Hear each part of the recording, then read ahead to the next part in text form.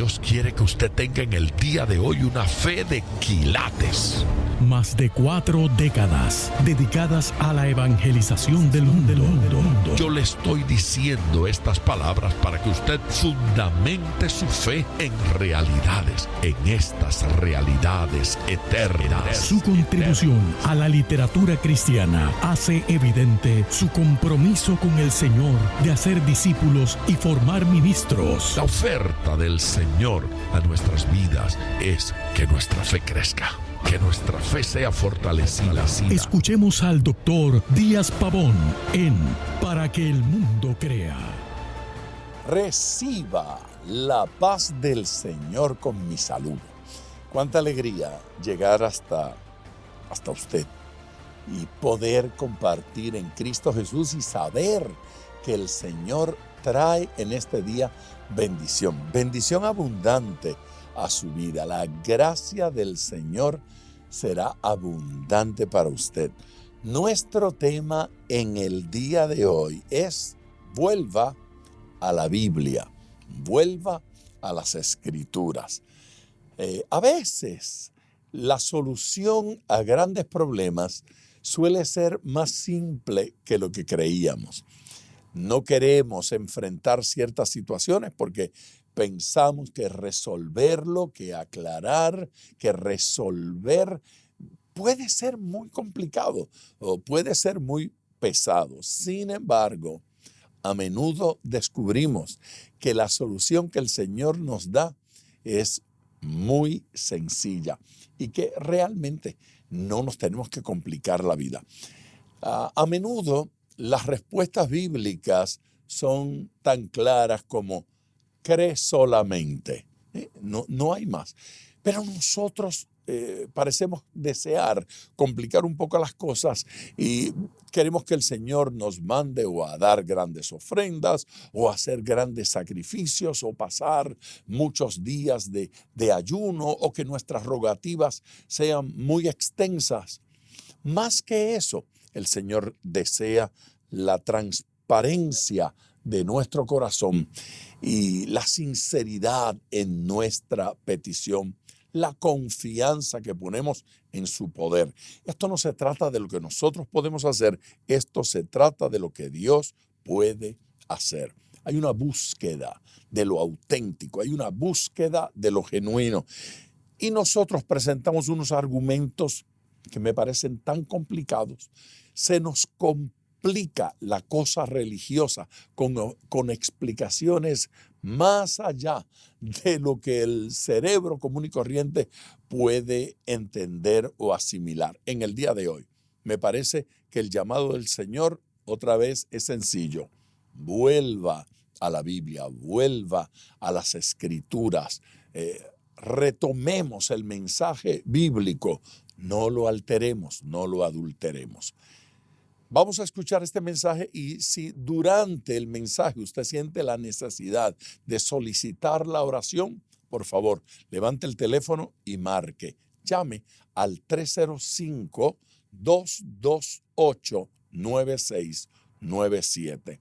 Repito ese número, 305-228-9697. Vamos al altar, escuchemos este mensaje. Me parece que la humanidad está a la expectativa,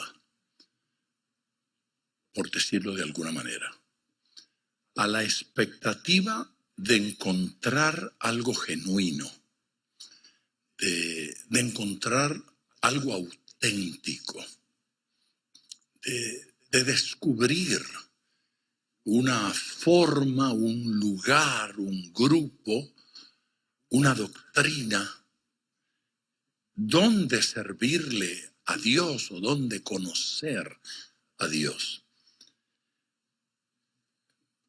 Por ahí, en la calle, en el supermercado, en el banco, me encuentro gente en el avión, en el aeropuerto, que al iniciar una conversación conmigo, me preguntan cosas como, ¿esto es verdad? yo recibo preguntas como, dígame, ¿eso es en serio? ¿Es cierto lo que ustedes dicen? Yo escribí un libro que se llama Secretos de Fe. Y en el lanzamiento fui invitado a algunas emisoras y un día cualquiera, después de una entrevista radial, al salir del estudio donde estaba esta emisora, el lugar era un piso alto. Me acercaba yo al ascensor y al ascensor entró detrás de mí un hombre joven, jovencito, muy alto, qué sé yo, 6 pies, 5 pulgadas, tal vez más, parecía baloncelista, elegante, bien vestido, ojos claros, colombiano, a la bola colombiana. Me saludó y me preguntó si yo era el que estaba en la radio, a quien le estaban haciendo la entrevista, y le dije sí, acerca de Secretos de Fe. Me dijo, por favor, dígame que esas historias son reales. Por favor, casi rogándome que yo no fuera un charlatán, casi rogándome que no hubiese engañado con esos testimonios. Por favor, dígame que esas historias de ese libro, esos milagros, son reales. Ese hombre experimentaba una seria necesidad de creer. Una seria necesidad de que esto fuera auténtico. Una seria necesidad de que no lo engañaran nuevamente. Ese hombre y yo mantenemos relación hasta el día de hoy. Se comunica conmigo, me pide la oración, me cuenta sus cargas, sus preocupaciones, sus problemas. ¿Qué tiene que ofrecer la iglesia a gente como esa? ¿Qué cosa tiene la iglesia para ofrecer? ¿Qué le podemos ofrecer? ¿Qué le podemos decir a esa gente? A esos que están buscando una experiencia real con Cristo. A esos que quieren salir de su crisis, de sus dudas, quieren experimentar a Dios. ¿Qué cosa tiene la iglesia para ofrecerle? Ante esas ofertas falsas, ante tanta mentira, ante tanta gente frustrada que ha cambiado de religión en religión, de iglesia en iglesia, buscando algo, que ha hecho todo tipo de oración, ¿qué puede responder la iglesia? Y a mí me parece que es indispensable que la iglesia comprenda que para responder al mundo tenemos que volver a la Biblia. Tenemos que volver a la palabra de Dios. Tenemos que volver a la Escritura. Que la iglesia tiene que ser de la Biblia. Que la iglesia tiene que leer el Nuevo Testamento, no como quien lee una novela, pero como quien está leyendo la palabra de Dios, no para enterarse, sino para vivirla. Dios quiere que nosotros vivamos la palabra del Señor. Amén. Si no nos entregamos a la Biblia, si no nos entregamos a la palabra de Dios, entonces no vamos a tener qué cosa dar. Y este mundo está demandando de nosotros que seamos auténticos. El mundo está casi rogándonos, no nos engañen ustedes también. Sean genuinos, sean auténticos, sean reales. Yo quiero llegar entonces al pasaje que me ocupa en el día de hoy. Está en el capítulo 2 de la segunda carta del apóstol Pablo a los Corintios. Los versículos que quiero compartir con usted son los versículos que parten del versículo 14 en adelante hasta el versículo 17. No obstante, para ubicarnos en contexto y para que esos versículos no nos comuniquen lo que no dice allí, para que no los volvamos a malinterpretar, para que el mensaje de esos versículos sea genuino, yo quiero leer un par de versículos más que están fuera del pasaje, pero que son el contexto inmediato de ese versículo y que nos hace entenderlo. Porque nuestro versículo, que es el 14, dice: mas a Dios gracias, el cual nos lleva siempre en triunfo en Cristo. Ay, diga conmigo, siempre en triunfo. Eso podría ser el tema central, el nombre de este mensaje. Siempre en triunfo. Dios nos lleva siempre en triunfo. Pero cuando uno lee eso, uno supone que todo me va bien. Esa expresión, siempre en triunfo, a algunos les sugiere que van a tener gran éxito en su próximo proyecto. El único problema es que yo no se lo puedo asegurar a usted. Algunos ya vieron la casa salda y de pronto la pierden. Algunos piensan que van a lograr tener ese vehículo extraordinario con el que soñaron, que me van a aceptar en Harvard y que voy a terminar mi doctorado en ciencias inútiles, cualquier cosa. Sí, que va a ocurrir eso que yo estoy deseando. A ver, pero ¿y qué de ejemplos bíblicos de gente que caminó en victoria como Juan el Bautista y su vida se acabó temprano, terminó decapitado? O la vida exitosa y de triunfo de Jesucristo, que es crucificado a los 33 años aproximadamente. Hay tantas escenas bíblicas. ¿Qué les parece la vida triunfante del apóstol Pablo, que no tuvo con quién casarse? El triunfo del que habla nuestra sociedad es de aquella o aquel que se casa con un príncipe azul. Pero yo pretendo hoy que usted deje de besar sapos.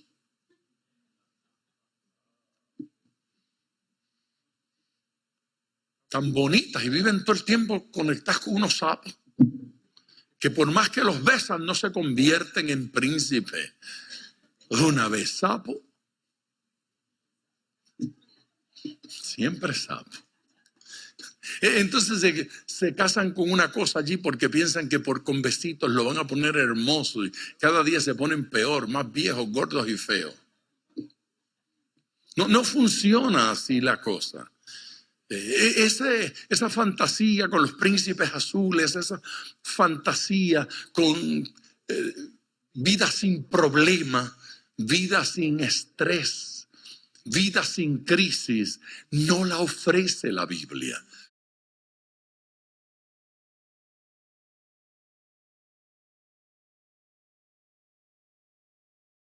Cuando este pasaje dice que nos lleva siempre en triunfo, le aseguro que está hablando de algo más poderoso que esas superficialidades.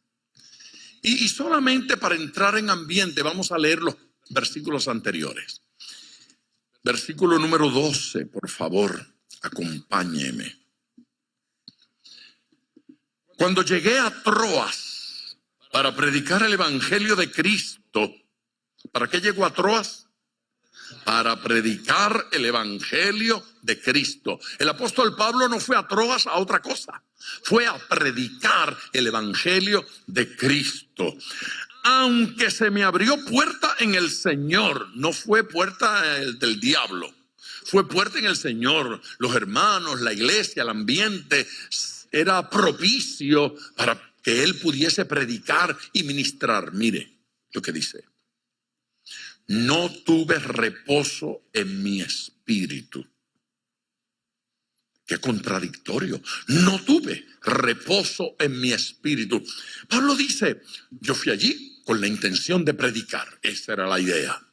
Se abrieron las puertas, y puertas en el Señor. No fueron puertas mundanas. No fue para hacer cosas que desagradaban al Señor. Se abrieron puertas en el Señor. Pero no pude. No pude. ¿Y por qué, Pablo? Porque no tuve reposo en mi espíritu. El apóstol Pablo está diciendo que en él había cierta angustia, cierto pesar, y no pudo predicar allí como él hubiese deseado, como él hubiese querido. Pero dice, ¿por qué? Dice, por no haber hallado a mi hermano Tito. Es que no hallé a mi hermano. A ver, ¿alguna vez usted fue a un lugar entusiasmado, ilusionado, pero no encontró a su hermano allí? Y se le quitaron las ganas de estar en la fiesta. ¿Sí? ¿Alguna vez usted fue a un culto a escuchar a cierta persona y no estaba allí? Y se le quitaron las ganas. Antes de que se deje acusar por los acusadores, recuerde aquí al apóstol. No se sienta tan en pecado, que eso le pasó a Pablo. Pablo fue allá para predicar, él iba con la ilusión y con el entusiasmo. Dice, pero no pude, dice, no tuve, ¿qué cosa? Reposo, no tuve reposo en mi espíritu por no haber hallado allí a mi hermano Tito. Así, despidiéndome de ellos, partí para Macedonia. Wow. Así es que la experiencia de que la falta de cierta persona, de cierta figura, me desanime o me impida avanzar, eso no es una cosa así como que diabólica y de mal cristiano. La realidad es que hay gente con los que me gusta trabajar. Hay gente con la cual me gusta hacer equipo. Y hay proyectos para los que necesito a cierta gente. Yo he estado trabajando en este proyecto del templo. Y en cada etapa voy asociándome con cierta gentecita que saben de esto o saben de aquello. Y son los que me van ayudando en una cosa y en la otra. El apóstol Pablo dice que fue tanta la carga que decidió irse del lugar, decidió alejarse, decidió caminar en otra dirección. Fíjese, no se detuvo, no se frustró, no abandonó el ministerio. Dijo, aquí no se puede, pero allá sí. En otro lugar sí. ¿Sabe qué fue lo que sucedió allí? Ryrie hace una explicación extraordinaria en su comentario, me parece genial, porque explica que Pablo había escrito la primera carta. Esta es la segunda carta a los Corintios. Había escrito la primera carta, preste atención.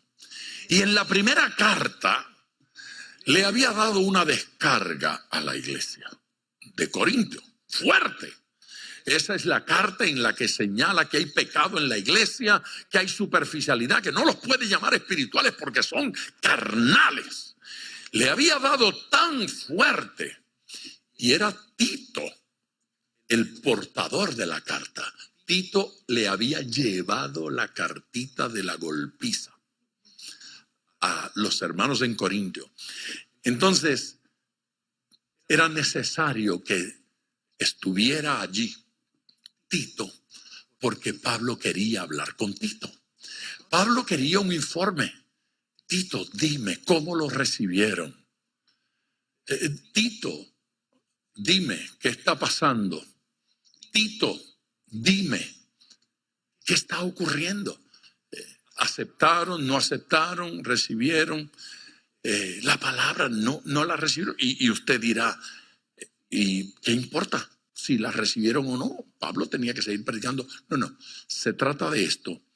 El apóstol Pablo estaba cargado preguntándose, ¿Habrán madurado los hermanos? ¿Habrán recibido la palabra de Dios? ¿Podremos seguir de aquí en adelante trabajando con ellos? ¿Podremos avanzar en el plan y el propósito de Dios? ¿O estarán amargados y no quieren caminar en Cristo? Porque existía esa posibilidad. Y al no llegar, Tito, para darle el informe y para decir cuál era la actitud que tenían los hermanos en Corinto, entonces Pablo dijo: yo sigo a otro lugar. Este no está listo, no se dan aquí las circunstancias apropiadas para yo hacer lo que tengo que hacer, pero mi ministerio no se detiene. Interesante, él había ido en barco de Filipos hacia Troas y ahora dice que se va de Troas a Macedonia. Así es que él dice: yo continúo. No, el apóstol Pablo no estaba ni frustrado ni desanimado. El apóstol Pablo no iba a dejar su ministerio, pero hay momentos en que algo no se puede hacer en un lugar y uno tiene que reenfocar. Uno tiene que decir: bueno, aquí no se puede, en este lugar no se desarrolla. Así es que me voy a otro lugar donde se den los ambientes, donde se dé la atmósfera en la que yo pueda hacer lo que Dios me ha mandado a hacer. No le tiene que doler el momento en el que tengo que cambiar enfoques, tengo que moverme a otra dimensión. Si Dios quiere que lo haga, tengo que hacerlo. Lo cierto es que hay que crecer. Lo cierto es que hay que desarrollarse. Lo cierto es que Dios tiene un plan para con nosotros y nosotros no podemos permitir que un ambiente malo nos detenga. Tenemos que seguir adelante dándole gloria al Señor. Este hombre parece incansable. Es diligente, es dedicado. Pablo no se detiene. Así es que él, cuando habla de siempre en triunfo, no está hablando necesariamente de que todas las cosas sean color de rosas. Él habla de siempre en triunfo, pero no está hablando de cosas simples. Fíjese usted que sale de esos dos versículos, del 12, del 13, para entrar en el versículo 14 y arranca diciendo: más, o sea, a pesar de eso, aunque no pude hacerlo en Troas, aunque se me frustró el proyecto aquel, aunque las cosas no salieron como yo quería, aunque todavía Tito no aparece y yo solo no quiero hacerlo, más a Dios gracias. ¿Ya se dio cuenta cuál es la actitud del apóstol cuando las cosas no salen bien? No, la próxima expresión no fue queja, la próxima expresión fue acción de gracias. No salió como yo quería, pero sigo dando gloria a Dios. ¿Alguien puede decir gloria a Dios? Diga conmigo: más a Dios gracias. El diagnóstico fue positivo, estoy enfermo, más a Dios gracias. Aleluya. El carro fue pérdida total, más a Dios. Sí, hay que dar gracias. No pude ir a donde quería, no pude lograr alguna cosa. Pablo dice: eso no me detiene, más a Dios gracias. Hay que dar gracias. Aleluya. Más a Dios gracias, el cual nos lleva siempre, diga siempre, en triunfo en Cristo Jesús.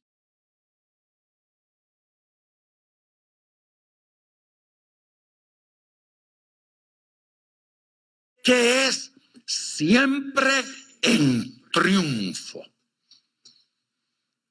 Se va a sorprender, porque a mí me parece que esa expresión, siempre en triunfo, es de las peor interpretadas por la iglesia.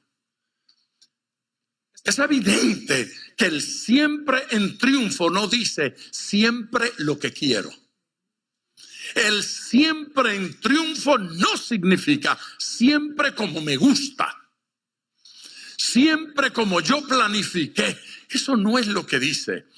Sabe que la expresión siempre en triunfo, esa de este versículo, se utiliza también en la carta a los Colosenses y curiosamente se utiliza de la misma forma y es tomada de una expresión militar que se utilizaba en Roma. Los hermanos, cuando estaban leyendo esta expresión, entendían, la imagen que tenían en su mente es algo que se vivía en Roma cada cierto tiempo después de una batalla. Esa expresión siempre en triunfo habla de una marcha, es una parada, un parade. Cuando terminaba la guerra, los generales entraban en una celebración gloriosa a Roma. Y en esa entrada gloriosa, los generales iban adelante, iban los soldados y en medio iban los prisioneros de guerra. Esos prisioneros de guerra estaban divididos en dos grupos. Habían unos prisioneros que iban a morir, iban a ser sacrificados. Y habían otros prisioneros de guerra a los que se le iban a perdonar la vida y tenían ciertas posibilidades de desarrollo. La ciudad los recibía con júbilo. Roma se volcaba a las calles. Había música, había bandas, había danza, había celebración y perfumaban las calles. Era una celebración gloriosa.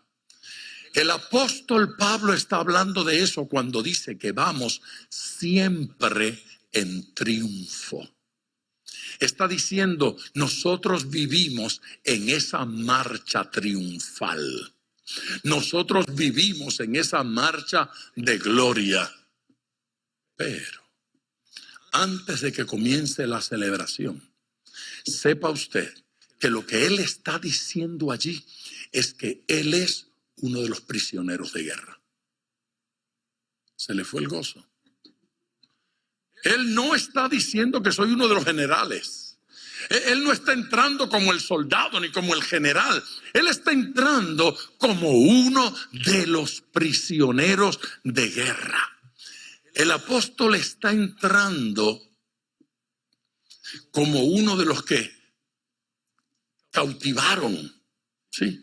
Como uno de los que fracasaron en aquella guerra, en aquella batalla, y que los tomaron y los traen como presos. Porque la imagen que provoca este versículo al lector del griego es la imagen de una persona que fue apresada y en el caso de él, el general que lo libertó, que lo sacó de allá, lo trajo para que tenga vida. No lo mató aunque se lo merecía. No acabó con él aunque se lo merecía. Lo tomó preso y lo trajo como botín de guerra, pero le concedió la vida. Con esa imagen el apóstol está diciendo, no nos merecemos el perdón, no nos merecemos la ayuda de Dios, no nos merecemos nada, pero el Señor que salió a la conquista fue allá, peleó por nosotros, nos tomó y nos trajo y ahora nos hace libres. Alguien que le dé gloria a Dios, alguien que bendiga al Señor, aleluya. Dos grupos, unos condenados a muerte y otros perdonados, listos para la vida. Pablo se considera aquí un agradecido prisionero. Señor, yo soy culpable, pero tú has sido tan bueno que me perdonas. Yo soy un prisionero de guerra, yo fracasé allí.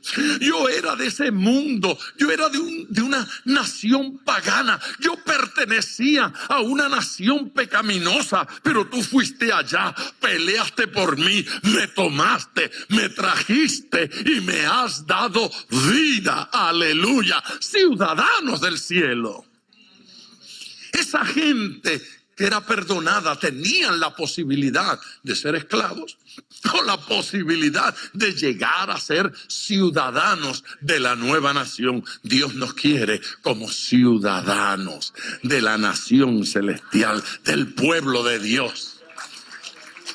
No, esto no es una oferta de triunfo superficial. Esto es una oferta de triunfo real. Usted está marchando junto al más grande de todos los generales. Levante sus manos y dele gloria. Dele gloria al Señor. Mas a Dios gracias, el cual nos lleva siempre en triunfo en Cristo Jesús y por medio de nosotros manifiesta en todo lugar el olor de su conocimiento. ¿De qué está hablando ahora Pablo ahí? El olor de su conocimiento. Otra vez, el apóstol está hablando de algo que se experimentaba en esa parada. Ese olor del que él está hablando allí es lo más parecido al confeti. ¿Usan confeti? ¿Sí? ¿Conocen confeti? En mi país, en las fiestas anuales, esas que hacen en el Parque Central, en la Plaza de Recreo, las llaman fiestas patronales. En esas fiestas, los jovencitos, cuando yo era niño, comprábamos una cosa que la llamaban carnaval. Era confeti. Papelitos cortaditos, bien pequeñitos. Entonces uno se paraba ahí por donde iban pasando las muchachas y cuando pasaba una guapa que nos gustaba, uno tiraba al aire y le caía. Y si ella sonreía, era que le había gustado. Entonces uno sabía para dónde iba. Ahora, sí, se tiraba. Y había carnaval y habían unas que eran muy bonitas y estaban todas pobres cubiertas porque todo el mundo le tiraba de la cosa esa encima. ¿Ha visto las paradas aquí en Estados Unidos? Las paradas militares, la celebración cuando vienen de una gran batalla o en la inauguración de un presidente y van pasando, o cuando llega una delegación de deportistas, de atletas y los reciben en su ciudad y tiran de los edificios, ¿sí? Confeti. Y caen esos papelitos dando vuelta y algunos así muy lindos. Y a veces en fiesta un estallido y vuela. Eso era exactamente lo que sucedía allí.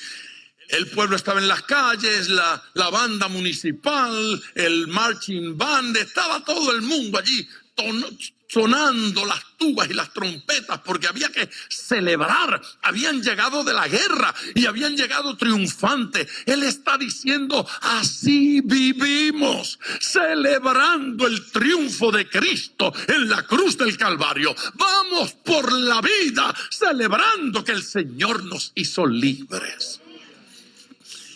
No había confeti en aquellos días. Entonces lo que usaban era perfume. Así es que con unas lámparas grandes, con unas vasijas llenas de especias aromáticas, las encendían y en las calles las batían de un lado al otro para que el perfume llegara. Entonces el apóstol dice que es olor fragante. Con eso estaban haciendo dos cosas. Número uno, estaban adorando a su Dios. O si eran paganos, a sus dioses. Estaban adorando al Dios que le había dado la victoria. ¿Cuántos lo adoran?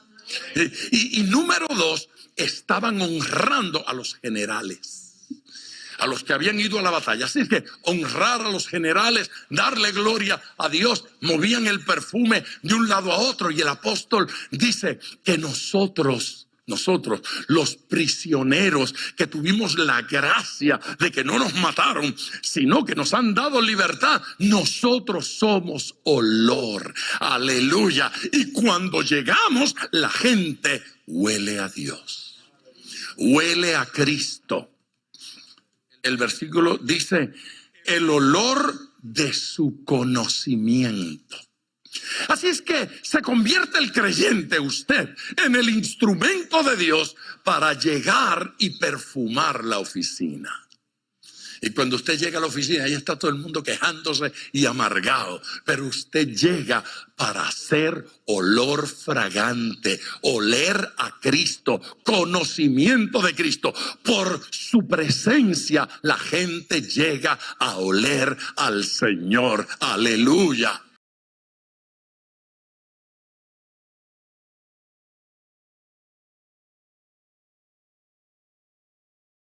Qué poderosa es la palabra del Señor. Confío en que esta palabra le ha bendecido a usted tanto como me ha bendecido a mí. Si todavía no ha llamado para pedir la oración, este es el momento. Voy a orar en unos segundos. El número telefónico para llamar ahora mismo es el 305-228-9697. Repito ese número porque su llamada es muy importante. Quiero incluirle en nuestra oración, en la que vamos a hacer ahora y en la que vamos a continuar realizando, porque vamos a seguir orando por su petición. Llame ahora y comparta la petición. 305-228-9697. Padre eterno, yo me uno en oración con este pueblo precioso. Me uno en clamor, Señor, creyendo con todo mi corazón que tú respondes, que tú contestas, que tu poder, tu gracia alcanza cada uno de estos tus hijos. Haya respuesta de tu Espíritu Santo a la necesidad de estos tus hijos. Tu gracia sea sobre ellos de forma sobreabundante. Padre, que los que están enfermos sean sanados. Que todas las necesidades sean suplidas, provistas por tu poder, provistas por tu gracia. Que las familias sean restauradas, Señor Jesucristo, y que podamos volver a la palabra, volver a las Escrituras, volver, Señor, al camino antiguo. En el nombre de Jesús. Amén. Gracias, mi gente amada, por su amor. Mañana continuamos con este mensaje. Gracias por sintonizar Para que el Mundo Crea con el Dr. Díaz Pavón. Nuestro ministerio desea brindarle acceso a este programa descargando gratuitamente la aplicación DPM Radio. Para oración, comuníquenos su necesidad llamando al 305-228-9697. 305-228-9697 o en las redes Facebook e Instagram bajo Díaz Pavón Ministries.